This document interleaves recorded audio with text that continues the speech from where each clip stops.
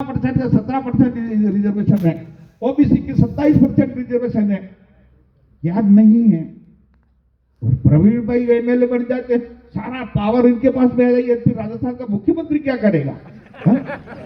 प्रवीण भाई एमएलए बनता ही सब पावर इनके पास है, नौकरी भी लगाना, धंधे के पट्टे भी दे देना और भी कुछ कर लेना, सब उनके पावर। फिर राजस्थान की सरकार, मुख्यमंत्री क्या करेगा मेरा समझ में नहीं आ रहा। लेकिन ये बीजेपी पार्टी पैदा हुई डूंगरपुर से, और डूंगरपुर में 2 एमएलए पहले बार बन गए, और एमएलए बीजेपी बनने के बाद में ये था कि जो व्यक्ति एक बार एमएलए बन जाएगा वो दूसरी बार एमएलए के लिए खड़ा नहीं होगा, उसकी पेंशन हो जाएगी, फिर दूसरा खड़ा होगा, उसकी पेंशन होगी, फिर तीसरा जीतेगा, तीसरे पेंशन। ये पेंशन कराने वाली पार्टी है, जनता का भला कराने वाली पार्टी नहीं है।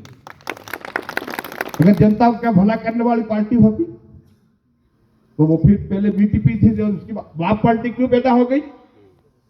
बाप पार्टी इसलिए पैदा हो गई कि राम प्रसाद और राजकुमार अब एमएलए नहीं बन सकते, उन्होंने कहा अपनी दूसरी बाप पार्टी बना दो और फिर अपन चुनाव लड़ पड़ो। और अभी डूंगरपुर में बीजेपी का उम्मीदवार खड़ा हुआ था, डॉक्टर वेलाराम, उसका अध्यक्ष है, उसका बेटा। वोट कितना है पता है आपको? 1500। और खेरवाड़ा वाले दे रहे हैं 12 पार करके दे रहे हैं 52,000 वोट। तो आपको समझना पड़ेगा कि जहां पैदा हुई पार्टी वहां हमारी जनता समझ गई कि झूठे लोग हैं और फर्जी लोग हैं, और जब फर्जी हैं तो उन्होंने 1500 वोट काले दौड़े ने किसी ने डाल दिया, बाकी उनको नकार दिया। तो इसलिए मैं आपसे कहना चाहता हूं कि जब चुनाव होने लगे, हो गए, वोट पड़ गए, और मैंने, आपको पता है 11 चुनाव लड़े हैं, 11 में से 7 जीता हूं और बाकी के चुनाव हारा हूं। तो प्रवीण जी जीतने के पहले कहते हैं कि रिजल्ट 3 तारीख को आने, या तेरा मर्डर कर दूंगा। ये कौन सा एमएलए बन रहा? एमएलए कौन सा बन रहा है ये समझने की जरूरत है। हमारे सरपंचों को धमका रहे, वहां का इधर कर रहे। चुनाव में भाषण देते थे कि इनके भाई ठेकेदार हैं, उनको सब ठेका दे देते हैं। अरे एमएलए के उम्मीदवार बन रहे हो, तुमको इतना ज्ञान भी दे कि ठेका कैसे होता? ठेका ऑनलाइन अप्लाई होता है, टेंडर डाले जाते हैं, 15-20 जो ठेकेदार सरकार में रजिस्टर्ड हैं, और रजिस्टर्ड ठेकेदार का टेंडर होता है, और जिसकी रेट कम होती है, सरकार के जो नियम होते हैं उसको सब पूरा करता है, उसको ठेका मिलता है। ना एमएलए दे सकता है, ना मुख्यमंत्री अपने भाई को टिकट दे सकता है। लेकिन वोट लेने के लिए जयराम के भाई को ठेका दे दिया, कहां से जयराम के भाई को ठेका देता? आप जयराम ठेका देता है क्या?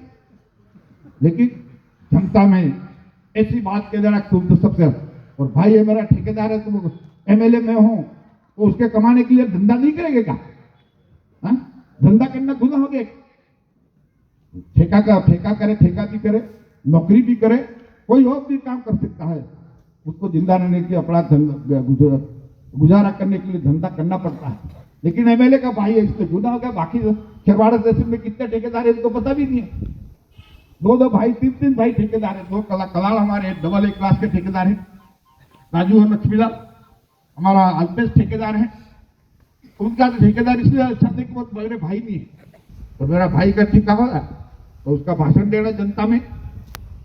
मैं आपसे ये बात एक और कहना चाहता हूं कि प्रवीण जी की पार्टी वोट मांगे 52,000 आए, लेकिन साहूकार बस्ती में वोट लेने क्यों नहीं गए? क्यों लेना चाहते थे केवल आदिवासी के वोट? केवल आदिवासी के वोट लेकर के आप क्या कहना चाहते थे? आदिवासी वोट हम भी जा रहे हैं सब जगह वोट में। आदिवासी में गया, मेरे को 69 वोट मिले, लेकिन मीटिंग करके जाए मैं, क्योंकि भाई साहूकार है, दूसरे डरता थोड़ा कि साहूकार तो तुम्हारा वोट नहीं देते इसलिए नहीं होगा, ऐसा थोड़ा। वोट मांगने वाला तो मांगने वाला कहीं भी जाके के, जो मांगे तो उसकी भलाई, नहीं दे तो भलाई, नहीं दे तो करके उसका बुरा क्या कर सकते हैं। इसलिए कहते हैं केवल आदिवासी का वोट। आपको मोटी बात समझने की है, इस जो वोटिंग हुआ है किस गांव में कितना हुआ, जहां पर ईसाई की बस्ती है कन्वई में हमारा ईसाई है, वहां वोट पड़ा। और हर गांव में ईसाई बैठा हुआ, मेरे सब उनके विवाह ईसाई मस्जिद से जानकारी कर ली। हमारे ये प्रदीप जी बैठे खाड़ी उबरी के, वहां बीजेपी का कुत्ता प्रचार करने वाला बंदे 1000 वोट पड़े सारे ईसाई को एक तरफा। इसलिए आपको समझने की जरूरत है। और वो कहते ये हैं कि देवी देवताओं को मत मानो, प्रकृति को मानो। ये प्रकृति फिर कौन सा खेल है? प्रकृति क्या है ये जानते हैं क्या? इसलिए देवी देवताओं को नहीं मानने का मतलब है कि आप सबको ईसाई बनना है, हमारे पास पावर आने दो। इस बात के सोच के आधार पर यह काम किया जा रहा है। आपको समझने की जरूरत यह है कि मैंने आपके नया गांव पंचायत समिति तहसील उपखंड सब बना दिया है अलग से। आगे किस तरह से इसको बनाए रखो, पंचायत समिति में चुनाव हो किस तरह से काबिज होकर के सब भाईचारे से रहो। यह सब तरह के लोग हैं, हमारे कौन सा समाज का व्यक्ति नहीं है, सभी समाजों के लोग हैं। और केवल आदिवासी अच्छा समाज, दूसरा आदमी खोटा, तो इस सोच के आधार पर काम किया जाएगा तो फिर ये राज व्यवस्था नहीं चलेगी। इसलिए आपको सोचना है, इसके सोचना है कि सभी जातियां रहेगी, सभी जातियों का अधिकार है इस जमीन पर। प्रजातंत्र राज में उनको वोट देने का भी अधिकार है। ये ठीक है कि संवैधानिक व्यवस्था में सरपंच आदिवासी बनेगा, एमएलए आदिवासी बनेगा, एमपी आदिवासी, इसे कर दिया। लेकिन एमएलए बनने के बाद में मैंने तो इतने साल चुनाव दिए तो किसी को सब जानता हूं, मैं कोई वोट नहीं देता, सबको जानता हूं, लेकिन उसको धमकी नहीं देता चुनाव जीतने देख रहा है रिजल्ट आने के बाद में तेरा क्या करने वाला। लेकिन ऐसी मानसिकता के लोग हैं, उसके लिए आप सबको सावधान रहने की जरूरत है। और ये बात इसलिए कहना चाहता हूं कि जल्दी से भी पार्लियामेंट के चुनाव आने, इसके बाद में पंचायत समिति के चुनाव आएंगे, सरपंच का चुनाव भी होगा, पंचायत समिति प्रतिनिधि भी होगा, जिला परिषद का भी होगा। और बीजेपी अब 52,000 वोट लाई है, ये कल वापस देंगे, उनके 20,000 वोट नहीं आएंगे। अब सब जनता समझ गई है कि खतरनाक लोग हैं, उसको कोई वोट देने वाला नहीं, खतरनाक। सबको आज धमकी देने लग जाए। ये हमारा प्रभु सरपंच है घाटी का, एक सरपंच हम जीते हैं 17,000 वोट से। हमारे पास 107 पंचायतें हैं और उसकी पंचायत पर चढ़ गए जाकर के उसके घर मारपीट शुरू कर दी। तेने हमको वोट नहीं दिया, इसके एक पंचायत के वोट से जीत जाते क्या? लेकिन जहां जहां पर कोई कमजोर है, किसको मार धमका करके साथ में करना है, ये राजनीति की जा रही है। इसलिए राजनीतिक परिस्थिति बदल रही है।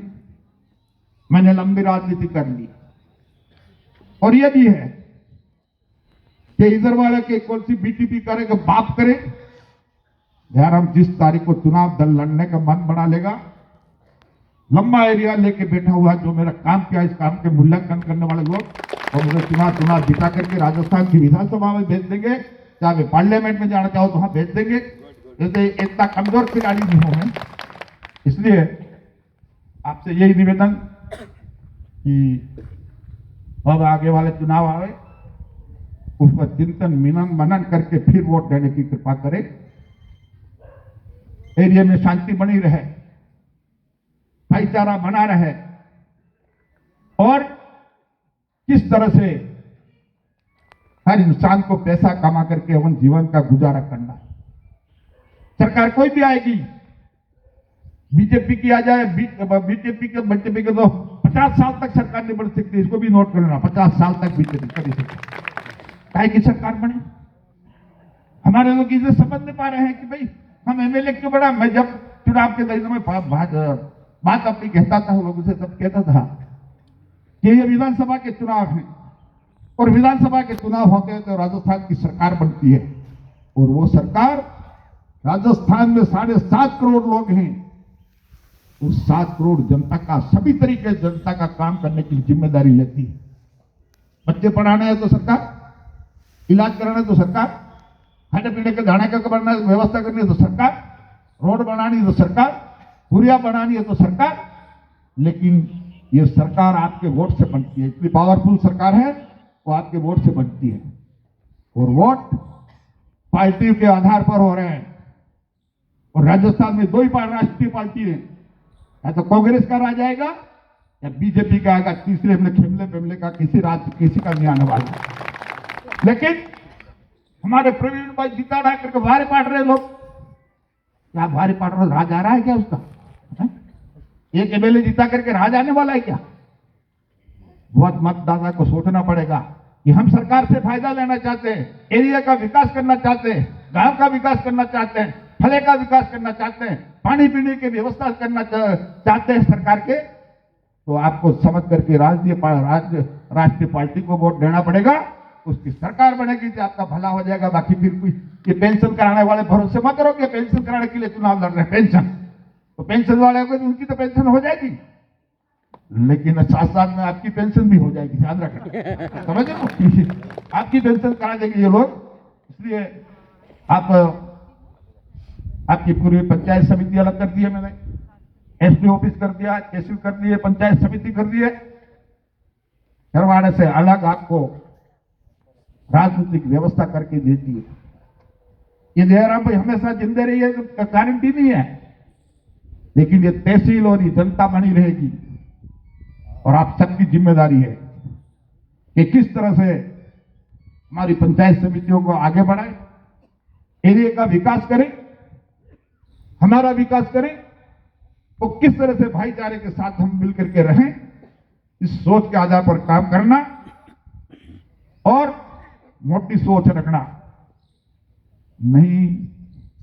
तो ऐसे ये इस खरवाड़ा में राजनीति लंबे समय तक मैंने की है और मैं नीचे से ऊपर से नीचे हम ये पूनम चंद जी वकील साहब बैठे उधर से घसीट करके यहाँ ला करके रखी है, और जब यहाँ से चली जाएगी तो आप देखते रहोगे उधर की कभी आएगी आपकी तरफ भी नहीं देखी। समझ रहे हो राजनीति में क्या खेल है इस एरिया के लोगों का? इसलिए हमेशा ध्यान रखो कि कैसे राजनीति करनी है, कैसे काम करना है। उधर का आदमी अगर जयराम चला गया, वोट के लिए मांगा है, क्या करना है, अपने आप को किसी की तरफ नहीं देखता है, अपनी ताकत से काम करता है। लेकिन हमारे यहाँ वाले थोड़े दबते फिरते, प्रवीण भाई आ गया, प्रवीण भाई तो होम नाम तो बदल गया। इसलिए आपसे कहना चाहता हूं कि सोने का रंग भी पीला है और पीतल का रंग भी पीला है, पहचानने की जरूरत है। अगर नहीं पहचानोगे तो पीतल को सोना करके लेके घूमते फिरोगे तो उसको कोई नहीं पूछे, कोई भाव नहीं, और सोना है उसको पहचान के लेके घूमोगे तो आपका भी आदर सम्मान होगा और सोने का भी आदर सम्मान होगा। इसलिए पहचानना पड़ेगा कि क्या सोना और पीला रंग दोनों का समान है कि सोना सोना है, ये पहचानने की जरूरत। और राजनीति में नेता को पहचानने की समझ खरवाड़ा के नीचे के लोगों को, ऊपर वाले लोगों को तो समझ अभी तक आई भी नहीं है। मैंने इतने साल राजनीति करके मैं खोटी हुई समझता हूँ, मैंने इतने खोटी हुआ मैं राजनीति करके लोगों को समझा नहीं पाया, क्या लोग मेरे को नहीं समझ पाए। इतना बड़ा काम करने के बाद में अगर किसी काम से 60 एक पोलिंग से 60 वोट मिले इस एरिया में, 50 वोट मिले इस एरिया में, तो अब ये तो जीत तो गया, लेकिन ये वोट देने वालों को सोचना पड़ता है कि रानी जैसी रोडें चमक जाए, उस रोड की भी कोई कीमत नहीं। इस चमकती हुई रोड को आगे आंख में करके लेके खरवाड़ा तक चला जाए, लेकिन रोड बनी होगी थोड़ी होगी। और मैं डेयरी में गया था तो रामा वो कह रहे थे, हमारा पटेल हमारे वो कहता था कि साहब वो तो बीटीपी वाले के रोड तो हम बना रहे। तो मैंने कहा बहुत अच्छी बात है, बीटीपी वाले हमारी तो रोड तो अच्छी बन रही है। देखवास में गए साहब पीएचसी हॉस्पिटल तो हम बना रहे। मैंने कहा ऐसे कहते जाएंगे और तुम समझते जाओ, वोट देते जाओ, फिर जीत जाएंगे तब क्या होगा वो उसको भुगतने के लिए भी तैयार है ना।